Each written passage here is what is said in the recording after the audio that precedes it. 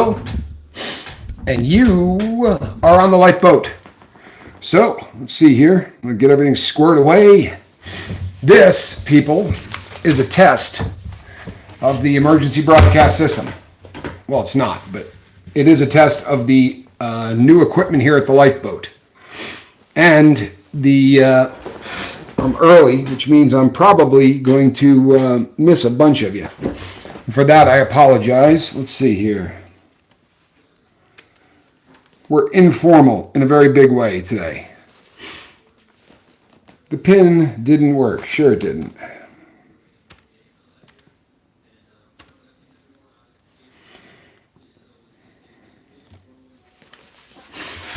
Hey, everybody.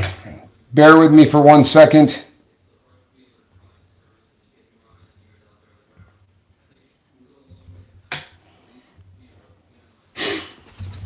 All right, so I am Captain Tommy Scoville, and you're on the lifeboat.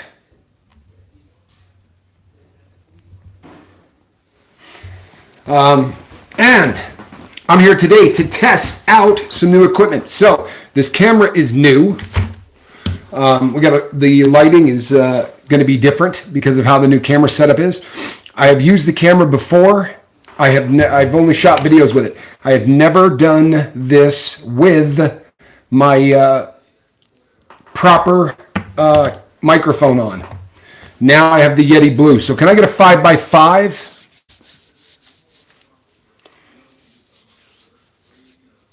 M. Hunt, good to see you, bud. Love you, really do. So I got a 5x5.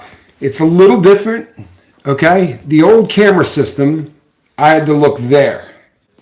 And if I looked here, you guys would be seeing me. I got to look there. So every once in a while, especially in the beginning, I just might forget exactly where I'm looking, and you're going to have to put up with me. I would like to ask you guys some questions and see if we can actually get some stuff done out of this. So let's start with this one. How is this compared to how I normally look? And I don't mean, right, because I know the jokes are coming right now, but I'm serious in terms of how the filming looks on this equipment. Is this a better shot than what we were working with before? Is the sound as good? The focus is a bit off. Okay, that could just be. The thing is, it may just be that it's in higher resolution. This may be okay. This may be because it's in higher resolution, and it might take a little bit of getting used to. The sound is great. Good. I'm glad to hear that. Believe it or not, the resolution on this camera is about 3 times what the resolution on the last one was. The picture is blurry. Okay. Well, I'm going to have to work on it. And you know what's weird is, when I see it on my screens down here, I look good. But everybody says the picture is, that's more than one of you that said the picture is blurry. Picture light is too bright. That we can play with. Okay, let's see here. Let's see how that works. Is that a little bit better, people? Yeah? A little bright. Okay, that seems to be a common theme. Let's see something here. So, whoa, that was a little bit more than I wanted to go. Probably still a little bright. How is that? Are we better with this, people? It looks okay. I preferred the other, but it may need tweaking. Monk, it's going to need, yeah, it is too blue. Washes you out. Okay, so let's go away with blue. Am I washed out now? Bit better, but still hazy. Then you know what went wrong. Okay, so it's probably going to take a little bit of oh, for the love. Now I'm gone, correct? It may be that playing with this while going live is an error. Better. Okay. Does everybody think that that's better? I'm getting a toothache now. And we both, oh, I'm sorry to hear that. Really, I am. Let's see something here, people. All right. So,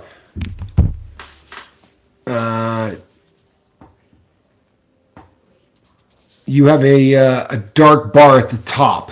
Okay, I have a dark bar at the top. I don't know exactly what I'm going to do to work on that top bar, but I will work on that. That is good to know. And it does look dark at the top of the screen. I'm not exactly sure what that is about. Let's see something here. No, that made it worse. Yeah, what's up with that bar? All right, that is it's something worth noting and worth playing with. I got to call my old dentist. Oh, dentists. Tough.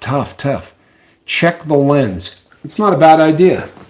See, that's why we've got M. Hunt here. Hold on a second. Let's see something here. Let's see if that does anything to... Oh, look at that.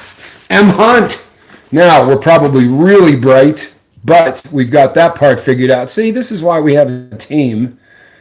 Now it's probably really bright, but no dark bar at the top. Is that a little bit better? How are we doing? I'd rather have... Yeah, I know, right? I don't want to... The dentist is just... I'll be really honest with you. I have a no-joke fear of dentists. Jen Miller says, nice. I got a spot on. Noise Opera, good to see you. Brandon, glad you're here. Much better. See, look, Bryce says much better. Okay, huh? My dentist is so wonderful. Good to see you, Johnny. My brother has arrived. Okay, so this is the new equipment. It is, honestly, I know it's going to take a little getting used to, and we got to, the lighting and the stuff that we're tweaking. The lighting, everyone seems to think is better now. It is a better setup. It's going to take a little bit of time for me to get used to as well. But I don't think anybody's fond of dentists. They have a real problem with drug and alcohol abuse, and I think it's probably because they're one of the most they're not. Nobody likes to go and see them. I had a fear of them for a really, really long time, and in federal prison, this is no joke. I've told this story many times on the lifeboat, but it was like the second week in September, and I was in the SHU, the segregated housing unit. I was in trouble. And the hole. So I'm locked down 24 hours a day. And if you want to see a doctor or a dentist, you have to put a kite, they call it. It's a piece of paper you slide under the door. And yeah, it's a little laggy. That is more to do, I think, with the connection right now than with anything else. And honestly, that's because every person in the world is currently calling and complaining to AT&T. It's honestly screwing things up. AT&T is taking a beating for their decision to remove Newsmax, and they're getting a lot of traffic. Anyhow, I put a piece of paper in that said I have a toothache so badly that it's killing me. Like I couldn't sleep. I was letting water run into my mouth and then run back out of my mouth because the pain was so excruciating that at the right temperature, that was the only thing that was taking the pain away. That was mid-September. They got me into the dentist the second week in January. I'm not kidding. I'm not kidding at all. I've told this story before. I was able to, at one point, I was able to buy that white substance that people put up their nose. And in the SHU, there was somebody that had brought it back, and I bought it from the guy. And over the course of 2 weeks, I just took small amounts of it and would rub it, to use it as, not to get high or any desire to get high, but just to do something about the tooth. And they had a policy in there that the only thing they would do is pull it. So you would go in and they'd say, well, it's a good tooth. If you can tough it out until you hit the street, great. If not, we'll just pull it. And, you know what? I would have pulled it if I had any way to do it myself. I would have pulled that myself if I had any way to do it. We talked about it. We really did. Like if there was even something I could have knocked it with, I would have let somebody knock it. But it was just, it was excruciating. And that's sort of federal prison in a nutshell. But the last yard I went and saw a dentist in there. It was a lady, and I had been on a waiting list for 4 years to have my teeth cleaned, because they won't do anything until after you've had your teeth cleaned, and then you might have a shot. Christopher, thank you. Oh, I appreciate that. Ask Johnny if he would shout out my kids in an upcoming video. Yeah, he'd be more than, I'm sure he would do that, and he's on right now. So, Johnny, you heard that. Give the kids a shout out. They're fans of yours. And along with a lot of other people. My brother's a popular guy, man, and he's about to get more popular. I can't tell you why. I'll tell you during the members only. Get in trouble with Johnny. But I went in and saw this woman, and she said, is this tooth bothering you? I said, yeah, it's awful. I said, but I'm 6 months from the gate, and I don't want you pulling something. And she said, well, why would we pull it? It's a perfectly good tooth. And I said, you got to be kidding, right? And she said, what do you mean? I said, it's been a policy. I've been in here for almost a decade. You guys don't fill, cavities or do anything else. So she said to me, I can only do 4 in one day. Instead of getting back on the list and waiting, she said, you wait 4 days and come in and say you have an emergency and that you're in pain, and I will do 4 more. She ended up doing 12 because, like M. Hunt, I just, while I was on heroin, I wasn't taking care of my teeth. I didn't give a crap about any of that. Charlie Mullins, I sent you an email and you have not responded to me, my brother. Please send me an email. Go read the email that I sent to you, Charlie. Need to have a discussion with you off air. So please send me your response, Charlie. And if you didn't get it, send me something that says you didn't get it. But I sent you an email yesterday. Rip Curl Readiness, good to see you, my brother. Glad that you're here. So members, I'm going to be doing a little member thing later on tonight. But I wanted to come on. I wanted to test out the equipment. Obviously, I'm going to need a little bit of tweaking, and I'm going to be working on that. I'm not going to do a full show today, but I do want to pop on. I take 2 days off of the lifeboat. Mark and I had decided that we were going to do that when we came back on, because it's kind of, you need a little bit of time to decompress and have a day where you can run errands and do things like that. What I probably am going to end up doing, Jonathan Hicks, good to see you. Thank you. What I'm probably going to end up doing is things like this. I probably won't fully take off 2 days. It's probably not how it's going to work out. What I will do is probably not do a full 1 hour show. It won't be a fully, prepared, type thing where I have a subject matter. It's going to be more free form. Like this one is just sort of to check equipment, but it's going to be more free form where I just sort of come on and make sure everybody's doing all right.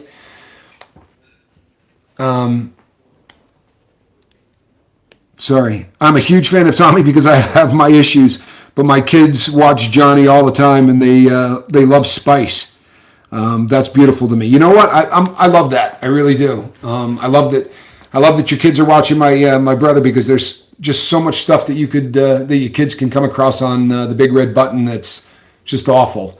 And the one thing I will happily say about Johnny is you could plop your kids down in front of Chase the Heat for the rest of their life, and they're never going to see something that's going to, be off color or anything like that. 5,000 videos, believe it or not, people. Johnny's over 5,000 videos. And if it's not 5,000, it's really close. But never a curse in 5,000 videos, which to me is just really, really impressive.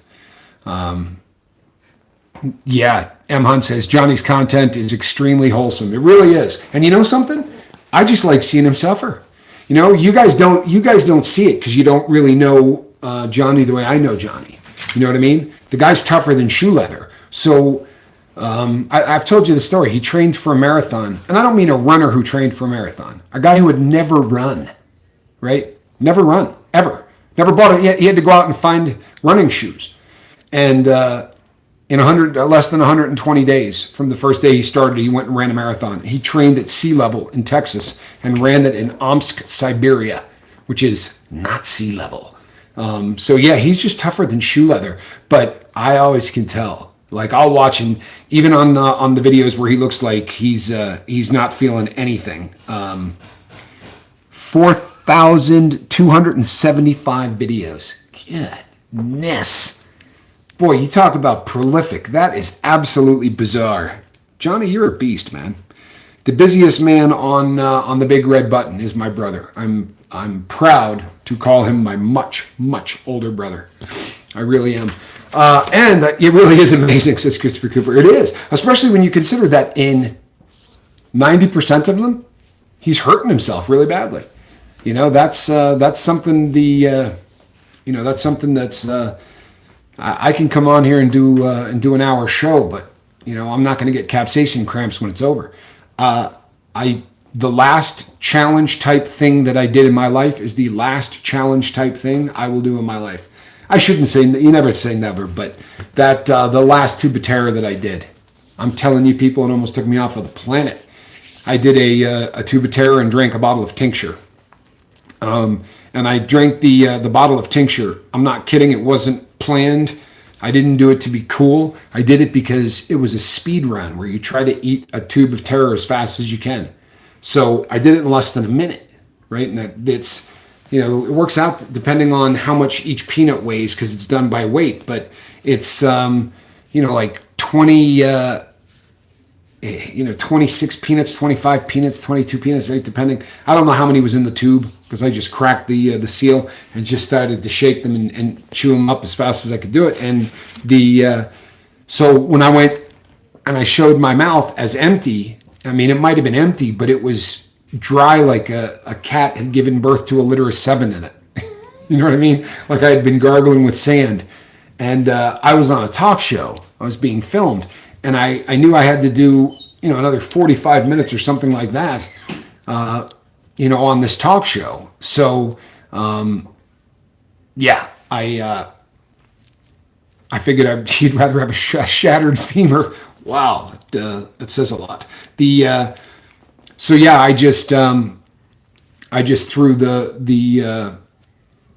threw back that bottle of tincture for no other reason than to put a little moisture in my mouth. And it turned out to be, for a guy that's done dumber things than anybody in the world, it was the dumbest thing I've ever done.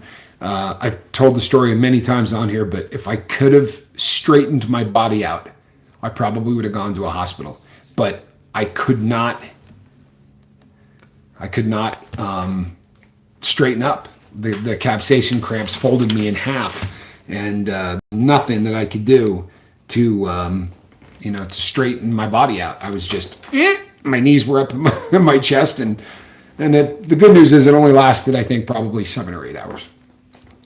And it was a promotional stunt. It was a blatant promotional stunt to just try to get people to get to the lifeboat. It was the last challenge that I did prior to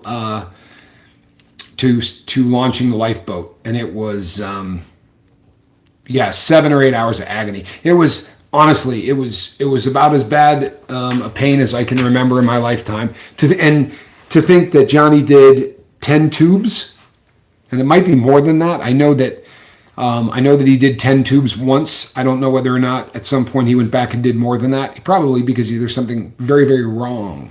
There's something wrong. There's something very, very wrong with my brother Johnny. He has issues. Not like we do. Well, actually, he has those issues too, but he has other issues. Believe that. He really does. But the good news is that he has found a pain management system that something wrong. There's something very, very wrong with that. He's found a pain management system that does not use drugs, which is a great deal. I'd like to give a big shout out to Brandon Galloway, man. 34 days. Brandon, proud of you. And I want to tell you something. I'm proud of everybody on the boat. I'm proud of the ones that fall and get up. I got an email today from somebody that was talking about the position that they're in life, and they were feeling down because we relapse and then we get back up. Lemmy says, I've gotten that powder in my eyes. Yeah. You know something? Yeah, I've told these stories too. Don't go to the bathroom, right? Make sure you wash your hands 45 times. You got to be very careful because everybody who's done anything with heat has made those errors in the past. But I got an email from somebody that was down in the dumps a little bit because of what it is that we go through. Because of what it means to be in recovery. Pagan, good to see you.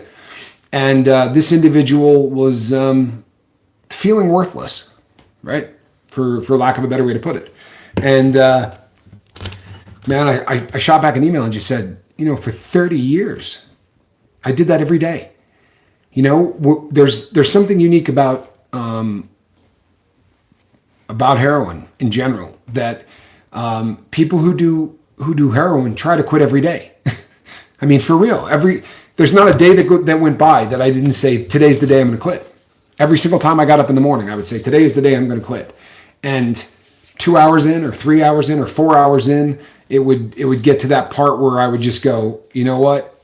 No, I'm just going to go do I'm going to go steal, or I'm going to go do whatever. And I can't take it. I can't get through it.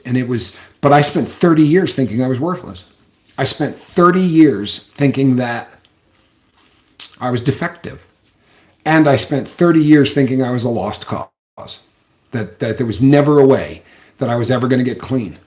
So if you're feeling it, I really want you to realize that every single person walking this planet who is sober today felt exactly like you feel right now. True story. Nobody didn't go through that. That's what recovery is. It's the realization that you are not worthless and that you can beat it, right? That's what what we were talking about the other day, right? And it's hard. And sometimes, it took me 30 years. I'm really glad I didn't quit at 27.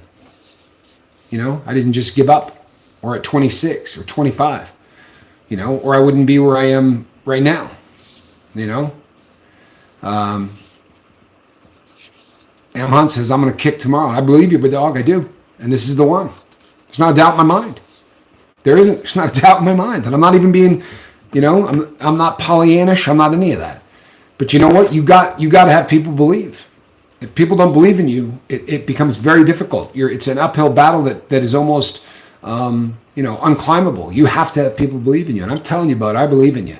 And I got a huge shout out to every single person on this channel who ever hears this video or sees this video. Piper, good to see you. I talk a lot about medical assisted treatment. And every time I do, 99 out of 100 times I talk about MAT, medical assisted treatment. I'm talking about getting people off of fent. And the big push with that is because of what it's currently doing to our country. And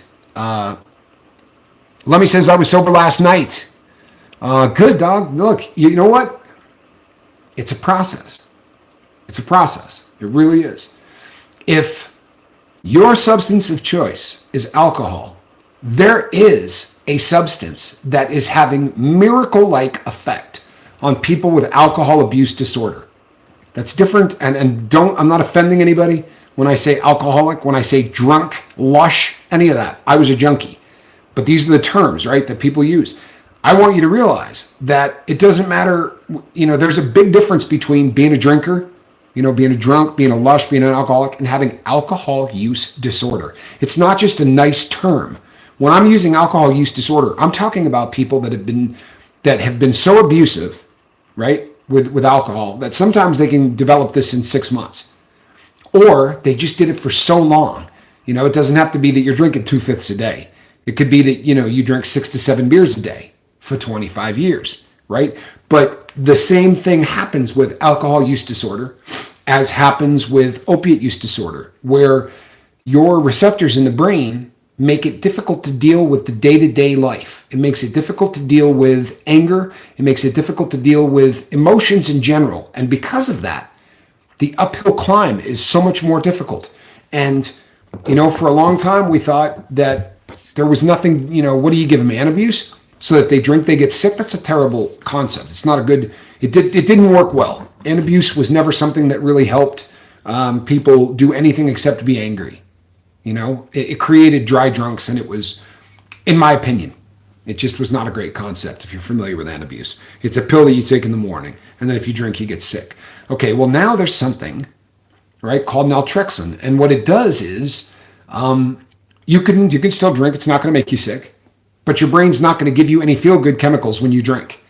It'll still have the alcohol effect, but hey, you're really smart for doing this chemical that your brain releases when you get, loaded, that gets taken away. So your brain goes back to firing when it's supposed to. And across the board, this has made life-changing. For so many people, it's been a life-changing substance. So if you want to find more out about naltrexone, you can go and you can Google it, or you can reach out to me and send me an email. If alcohol is your substance of choice, man, reach out to me. And I can tell you story after story after story. I can't tell you names, right? We don't do that. There are people that may come on when they hear these things and say, hey, I'm one of the guys that got on naltrexone. That's their decision. I don't talk about things that people talk to me about. And I'm not a doctor, and I'm not a lawyer. There's no ethical whatever. But you know something?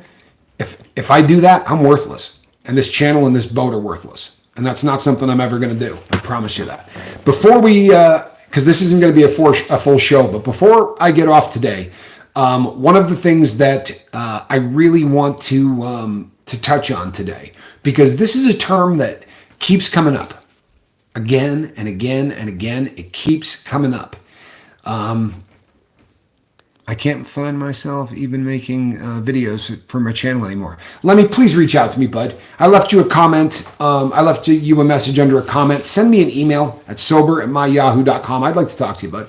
I really would. And I don't want to do it in front of the whole world, but I would really like to talk to you. I would love to. And I'll bet you we get you making videos again. So there's a term that comes up constantly. It's people use the term escape, right? We use alcohol to escape our problems, or we use drugs to escape our problems. And I have said it before. And then I spent a lot of time thinking about it. And I'm not going to ever use it again, because that's not what people do. You don't escape anything. I didn't spend 30 years escaping. I spent 30 years running. I spent 30 years hiding from my problems. Your problems don't go away. They chase you, right? You can run, you can hide. They never go away. You know how you escape your problems? You deal with them. Seriously, you deal with them. You've got whatever that problem is, and no matter how big that mountain seems. I had somebody reach out to me, and by the way, you're never going to know this person's name, and you're not going to know the details, but I still asked this person if I could use this illustration because of how serious this is. But this person is a survivor of sexual assault, and I will just say that it was horrific. And leave it at that. But we were having a conversation, a fairly in-depth one, because you can't forgive somebody for that. I couldn't. And the person was asking about this. And I'm no guru, people. I'm not. But I can tell you a couple of things. And I can tell you that forgiveness, right? To forgive comes from the word to give away. So I said to this person, that individual is the biggest low-life piece of garbage on the planet. You don't say, I forgive you as in, what you did's okay. What you're saying is, you're gone. You're out of my life. You're gone. Fortunately, the individuals involved in this, there were two, and they are not getting out. They're not getting out. That's where they should be. That's where they should spend the rest of their life. And when this person said, how do I forgive those people? I said, you don't. You give them away. That's what forgiveness is, right? Yeah, you can forgive a loved one, and you can give away what they did. But if you're trying to forgive someone that hurt you that badly, give them to the prison system, right? Give them to hell. Sorry. If that's where they end up, fine. But give it away. Give away what's because you carry this stuff. The forgiveness doesn't always mean, hey, it's okay. I think that's important to hammer on. Forgiveness doesn't always mean, hey, it's okay. And you don't escape from anything by doing drugs or alcohol. You hide. You hide for 8 hours at a time. Or you hide for 12 hours at a time. Or you hide for 2 hours at a time. Or if you're doing blow, you hide for 15 minutes at a time. Then you go do another line. And then you go do another line. And your brain releases a chemical that makes you feel like you're okay for a minute. Right? That's not hiding. My brother on his channel for years has said the reason he doesn't like running from his problems is because when you have to face them, you've been running. You're exhausted. Right? So instead of hiding from my problems or running from them, let's fight them. right? While you still got your energy, instead of running away, turn around, right? Jam on the brakes and start fighting. Franklin, if you catch this, Franklin is 8 days in today. 8 days. And he said in the comment that it was for the world to see. He said, it's tough. It's really having a tough time at 8 days. And the first 2 weeks are the toughest, right? So 8 days is heroic. Nothing shy of heroic. But he said, I'm really hurting him, but I guess it's better than escaping. Damn right, because you weren't escaping anyway, right? You're on the road to escape. You're on the road to escape, for real. And what you're doing is heroic. That's 8 days of saying, I'm tough enough. I'm going to get through this, right? I'm going to fight. Yeah, you're damn right that's better. It is. Is it easier? No. Of course not.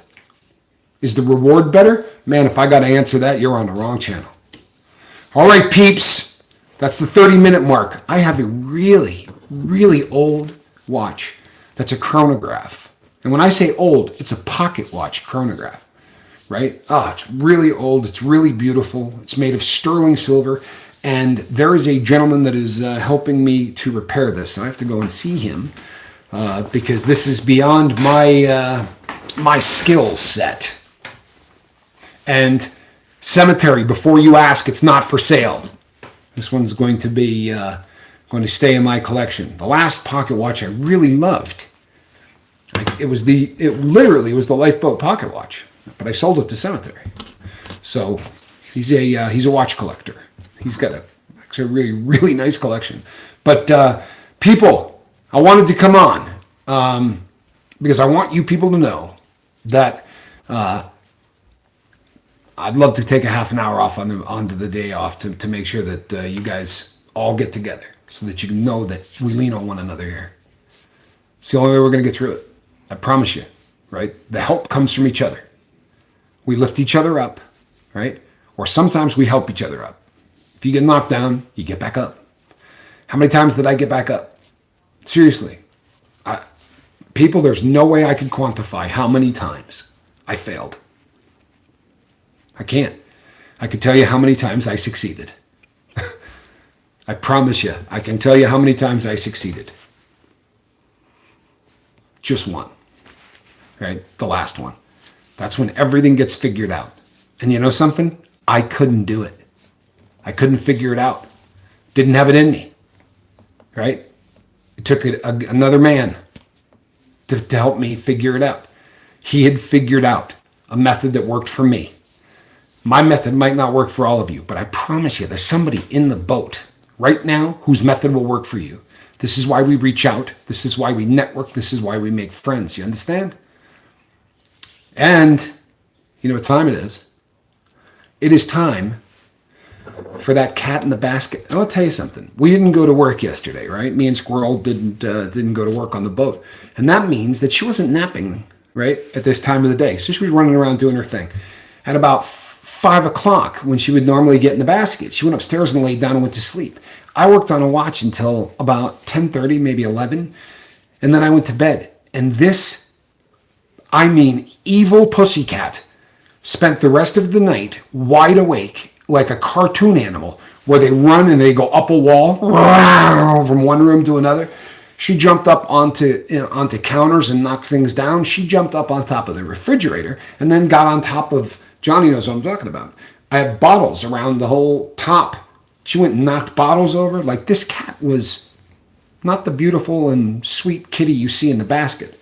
So I'm glad she's at work and is taking a nap because I'm waking her up as soon as this is over. All right, peeps. I'm going to be back tomorrow night. Same squirrel time. Well, no, it won't be the same squirrel time. It'll be at 5 o'clock on the West Coast, right? And if you are a member on the boat, look for a video later. And I think I'm going to do it as a live premiere for members so that I can jump into the comments section and talk to you guys that way. I'm going to try that and see how that works. Never really done it. Not since the very first video. And the only reason I did it that way is because I didn't know how to go live. For real. I was, instead of hitting live, I hit premiere. And I didn't know what I was doing. Instead of just putting up the video, I hit for live premiere. Not very bright in the beginning. Not that I'm bright now, but all right. So When is a movie day? I'm going to be announcing that tonight, Buddha. It's funny you should say that. I'm going to announce that tonight. All right, so the members will get that. And I will be announcing what the first film is. I'm Captain Tommy Scoville. And this evil furball, did you hear her complain? Look, the eyes just opened. She went, this is a cat in a basket. We will see you tomorrow night, everybody. Oh, by the way, I have been told exactly how I can turn this off without reaching up. Right? Now I can just turn it off, like all professional like. But I'm a Scoville, right? I don't know that I can ever get away from this. I kind of like it. Good night, everybody. I love you.